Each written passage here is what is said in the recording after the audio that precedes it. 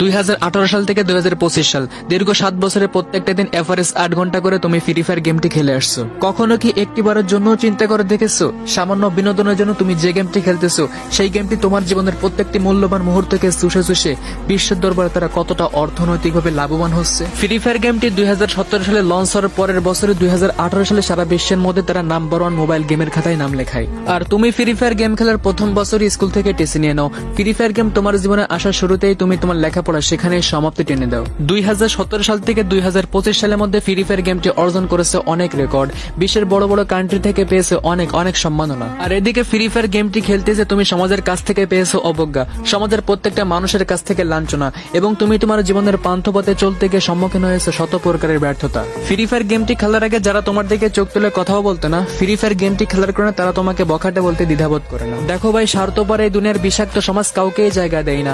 সমাজের প্রত্যেকটা মানুষের অন্তরে জায়গা করে নিতে হয়, আর এর জন্য প্রয়োজন স্কিল অ্যান্ড মানি, অর্থাৎ প্রচুর পরিমাণে টাকা এবং পড়ালেখা বা যে কোনো কর্মযোগ্যতা। কিন্তু এই ফ্রি ফায়ার গেম তোমাকে পৃথিবীর বুকে একজন যোগ্যতার সম্পূর্ণ মানুষ হতে দেবে না, আবার কখনো তোমাকে প্রচুর পরিমাণে টাকাও দিবে না। বরং এই ইলুমিনাতি গেম বিভিন্ন ইভেন্টে তোমার থেকে ছলে বলে কৌশলে একটা মোটা অঙ্কের টাকা হাতিয়ে নিবে। দিন দিন তোমাকে সাইকোলজি, মেন্টালি অ্যান্ড ফিজিক্যালি ভাবে আঘাত করছে। আর সব থেকে বড় কথা হলো এই ইলুমিনাতি গেম তোমার ইমানটাকেই নষ্ট করছে, নামাজের থেকে তোমাকে দূরে রাখছে, আত্মীয়তার বন্ধন ছিন্ন করছে, পিতামাতার সম্পর্ক